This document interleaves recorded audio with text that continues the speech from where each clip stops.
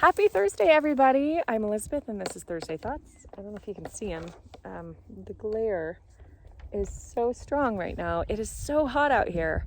It's April. It's a gorgeous day. It's absolutely gorgeous, but I cannot believe how hot I am.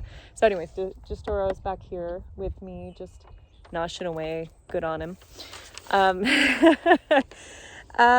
It's so funny because when I was walking over here, I thought I was going to talk to everybody about boundaries, because that came up a lot this week, and I feel like I have more to say than I can capture in a short, hopefully 10-minute or less video. 6 minutes if I'm being really respectful of your time. And I didn't think I could. There's just, boundaries is so nuanced and such a big conversation, so I'm going to save it for a blog or another time when I can articulate it a little bit more clearly, at least one avenue of boundaries, the boundaries conversation. But I had a really fun idea. I even had to run home and print off this paper.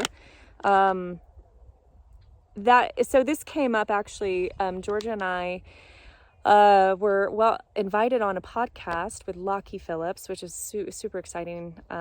We were very honored. We can't wait for it to come out. But in this conversation, we talked about core values, and all of the businesses that I respect and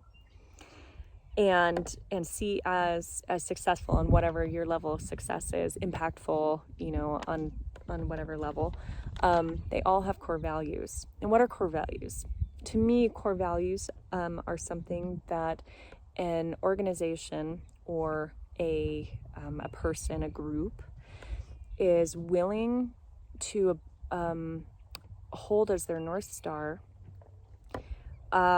I've heard this described really well, and I totally agree with it. Core values are the things that I am willing to lose friends and money over. And we need to maintain our, at least the aspiration towards our core values, I believe, in order to continue to be true to what Hatha Equus stands for. So I'd like to read them to you. I'll read the 5 values, the word, and then the subtext I'll come back and read. So Hatha Equus core values are mindfulness, togetherness, integrity, authenticity, and levity. So when we say mindfulness, the subtext is, through awareness, listening, and introspection, we seek to be a student of the horse. Mindfulness seemed like a kind of an obvious one because, we're called Hatha Equus, and that leads itself to a very mindful type of expectation. But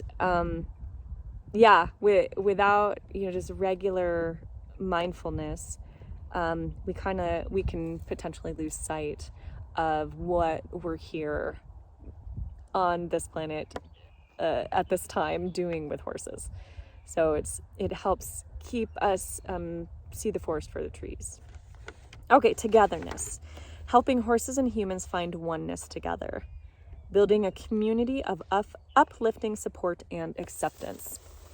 I've had the experience of being in a bunch of different barn cultures throughout my life.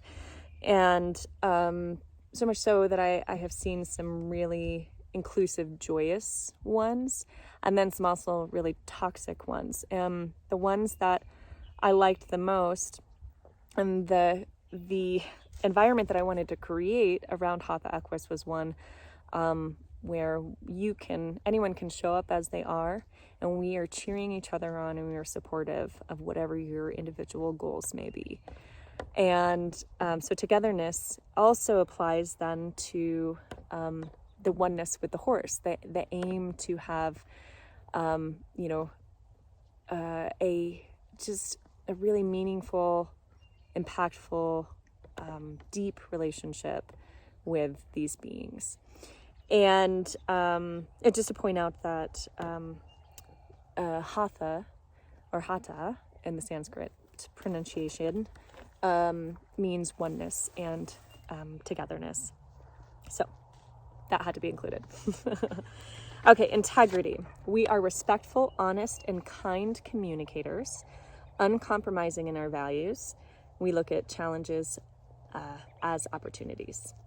Yeah, I think it's just really important that we are truthful with people and as honest as can be, and try to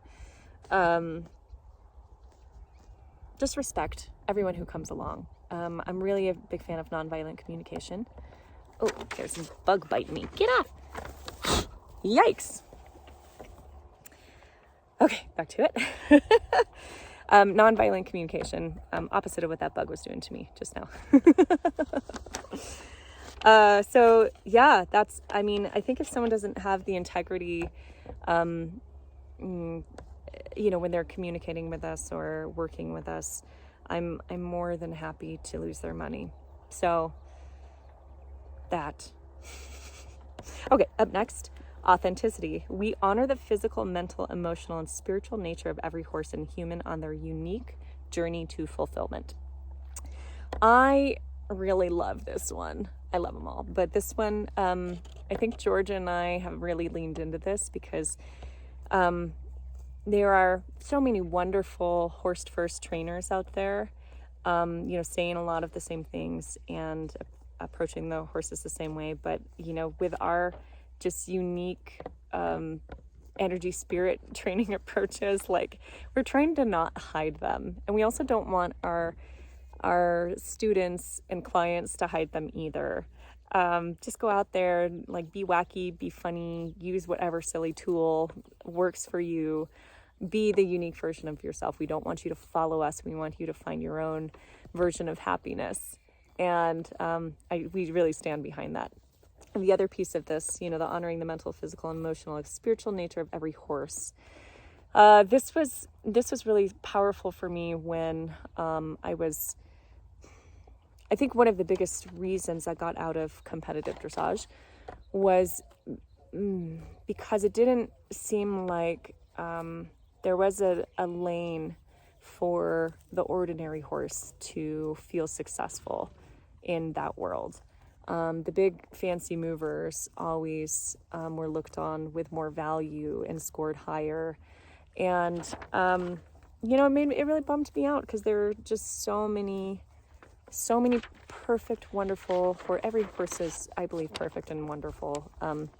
But the ordinary horses get so overlooked, and their value should not be diminished just because they don't have the same athletic talent in that particular sport as another one, as a warm blood or a thoroughbred or whatever is showing up in that sport. So finally, I think this is my favorite one, is levity. We don't take ourselves too seriously, folks. Oh my gosh, there's so much weight, so much heavy stuff. There's so many things that we need to take seriously, right, in order to stay safe. But the times that we can let loose and just, be goofy while still honoring the horse, those are actually, the levity is what I believe allows horses to take a deep breath around us. We can just mess up at all the things, but if we ask their forgiveness for just being, derpy, and just acknowledge that, we're going to do imperfect things, I think the horses feel so much more relief around that. So all that being said, those are the Hatha Equus Core Values. And I'm sharing this with you, well, first of all, because I don't think Georgia and I have ever publicly shared our core values. But second of all, I want you all to ask yourself, what are your personal core values? And then what are the core values? Hi, Foxy. She wants to say hi. Hi, Petey. Sorry, I'm going to spook you. And what are the core values that you really appreciate in the folks that you study with? Whatever it is, horse trainer, life coach, inspirational person in your world. Can you identify their core values? Or can you identify the values in yourself that you see in them? because I think all of these values, they've certainly made me become a better person, a better horse person, because they're my North Star. I always come back to them when I am imperfect or not resourced, or, or striving to just be better at what I do with life and with people. So, all right, those are the thoughts for today. Let me end with some pictures of cute horses. Anytime I'm out here, Foxy always stops by. She's the neighbor horse. Hi, sweet girl. I swear she's obsessed with Justora. And who wouldn't be? Look at him. Such a hump. All right. Namaste.